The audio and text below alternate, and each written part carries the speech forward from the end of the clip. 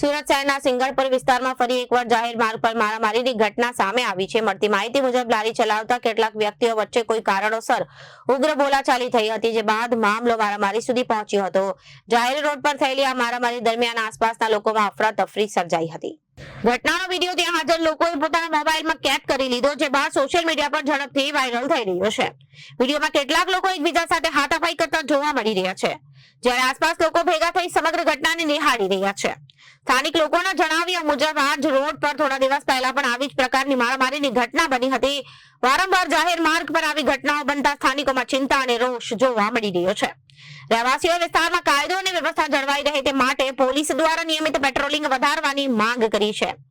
ઘટનાને લઈને પોલીસ સુધી કોઈ સત્તાવાર ફરિયાદ નોંધાઈ નથી, તે અંગે હજુ સ્પષ્ટ માહિતી સામે આવી નથી।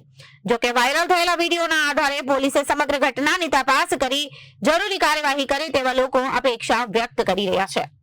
Bureau report, Janadesh news.